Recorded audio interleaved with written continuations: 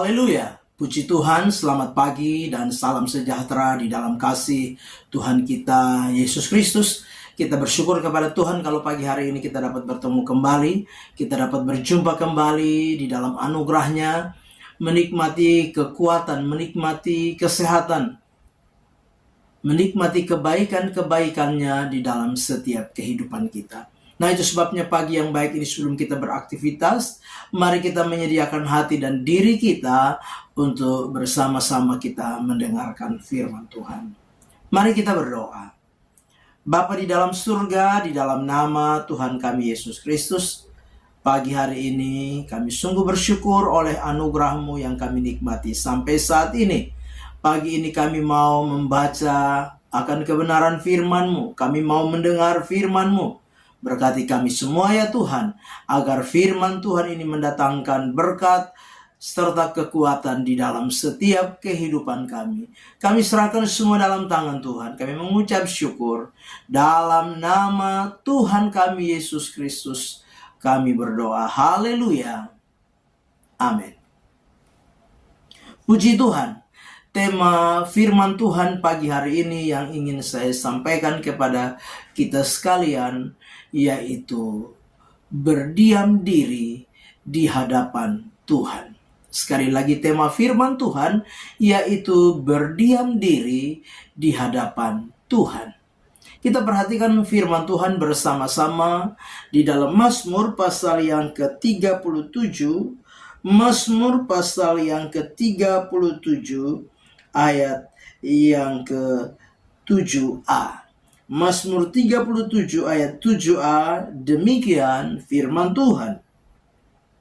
Berdiam dirilah di hadapan Tuhan dan nantikanlah Dia. Sekali lagi, berdiam dirilah di hadapan Tuhan dan nantikanlah Dia. Nah, Bapak Ibu jemaat yang kekasih di dalam Tuhan kita Yesus Kristus, pagi hari ini kita mau bersama-sama belajar dari satu bagian firman Tuhan bagi kita sekalian. Satu sikap yang mungkin seringkali kita artikan sebagai sebuah sikap pasif, yaitu satu sikap untuk berdiam. Menghadapi persoalan, menghadapi masalah, menghadapi tantangan, kesulitan hidup ini, maka kadangkala kita sebagai manusia, kita sebagai orang percaya, kadangkala kita berupaya dengan berbagai cara, kita berupaya dengan berbagai tindakan, sikap untuk apa? Untuk mencari jalan keluar dalam hal mengatasi persoalan, mengatasi masalah, dan pergumulan di dalam hidup ini. Tetapi mari pagi hari ini lewat firman Tuhan kita belajar untuk bersama-sama memahami ada satu bagian hal yang Tuhan kehendaki kita kerjakan, kita lakukan di dalam hidup kita. Yaitu dikatakan berdiam dirilah di hadapan Tuhan dan nantikanlah Dia. Nah, Bapak Ibu jemaat yang kekasih, berdiam dirilah di hadapan Tuhan dan nantikanlah Dia. Dari hal ini kita belajar, poin yang pertama bahwa situasi, keadaan, ataupun masalah yang kita hadapi tidak dapat membatasi Allah bekerja dalam hidup kita. Berdiam diri seolah-olah sebuah sikap pasif yang kita lakukan ketika ada masalah dan persoalan, pergumulan dalam hidup ini. Tapi di sini firman Tuhan mengajar kita bahwa apapun keadaan, apapun situasi, apapun kondisi yang kita hadapi, tidak dapat membatasi Tuhan untuk bekerja dan berkarya dalam hidup kita. Itu sebabnya kita diajar, kita diingatkan, kita dibawa untuk apa? Berdiam diri di hadapan Tuhan. Yakinlah bahwa apapun keadaan, yakinlah bahwa apapun situasi, kondisi sesulit apapun yang kita hadapi dalam hidup ini, Tuhan mampu dan sanggup untuk menolong kita. Tuhan mampu dan sanggup untuk menyatakan keajaiban-keajaibannya di dalam hidup kita. Tuhan mampu dan sanggup untuk menyatakan perbuatan-perbuatannya yang dahsyat di dalam setiap kehidupan kita. Apapun itu keadaan yang kita hadapi. Yang kedua, kita belajar lewat firman Tuhan pagi hari ini, yaitu Tuhan ingin kita menanti waktu dan cara Tuhan menolong kita. Yang kedua, berdiam dirilah di hadapan Tuhan dan nantikanlah Dia. Memberikan pemahaman bagi kita untuk apa? Kita menanti waktu dan cara Tuhan menolong kita. Memang tidak gampang, memang tidak mudah. Ketika kita harus berdiam diri di hadapan Tuhan, menantikan Tuhan. Ketika kita sedang diperhadapkan dengan masalah, kita sedang diperhadapkan dengan persoalan, kita sedang diperhadapkan dengan pergumulan hidup ini. Tetapi inilah cara yang harus kita kerjakan, lakukan. Yang Tuhan mau kita buat di dalam hidup ini yaitu apa?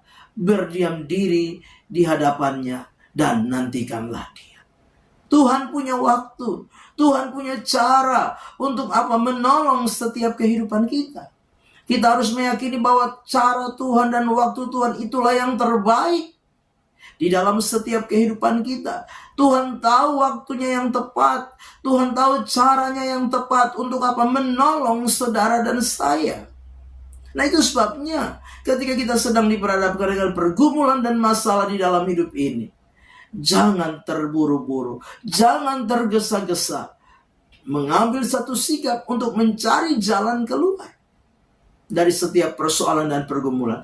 Tetapi mari berdiam diri di hadapan Tuhan, menanti cara dan waktunya Tuhan untuk menolong setiap kehidupan kita.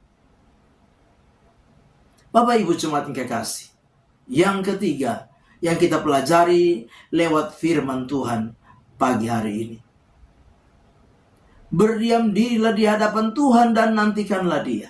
Memberikan pemahaman bagi kita bahwa hanya Tuhan yang akan memberikan kekuatan, memberikan kemampuan, memberikan daya tahan bagi setiap kita dalam menghadapi setiap pergumulan dan persoalan hidup ini. Nah, Bapak Ibu jemaat yang kekasih, kalau kita membaca firman Tuhan di dalam Yesaya pasal yang ke-40 ayat yang ke-31. Yesaya 40 ayat yang ke-31 berkata, "Tetapi orang-orang yang menanti-nantikan Tuhan mendapat kekuatan baru. Mereka seumpama raja wali yang naik terbang dengan kekuatan sayapnya. Mereka berlari dan tidak menjadi lesu. Mereka berjalan dan tidak menjadi lelah." Inilah yang kita bisa lihat pagi hari ini.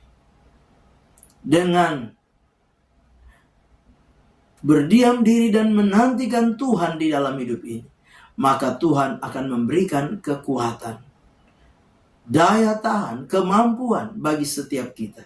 Sehingga apapun keadaan, apapun kondisi, situasi yang kita hadapi, tidak membuat kita menjadi putus asa, tidak membuat kita menjadi lelah, letih, lesu, loyo, bahkan jatuh. Tetapi firman Tuhan berkata, orang yang menanti-nantikan Tuhan mendapat kekuatan baru. Mereka seumpama raja wali yang naik terbang dengan kekuatan sayapnya. Mereka berlari, dikatakan, dengan jelas, dan tidak menjadi lesu. Mereka berjalan dan tidak menjadi lelah. Amin. Kita berdoa. Bapa di dalam surga, terima kasih. Kami bersyukur untuk firman Tuhan yang sudah kami dengar pagi hari ini. Biarlah firman itu boleh menjadi rema, menjadi berkat, menjadi kekuatan di dalam setiap kehidupan kami. Kami percaya bahwa Engkau punya tujuan, Engkau punya maksud untuk kami terus belajar, berdiam diri di hadapan Tuhan, dan menantikan Tuhan di dalam hidup kami. Kami serahkan seluruh hidup kami sepanjang hari ini dalam tangan Tuhan. Kami mau melangkah bersama dengan Tuhan di hari baru ini mengucap syukur. Dalam nama Tuhan kami Yesus Kristus kami berdoa. Haleluya. Amin. Selamat pagi. Tuhan Yesus memberkati.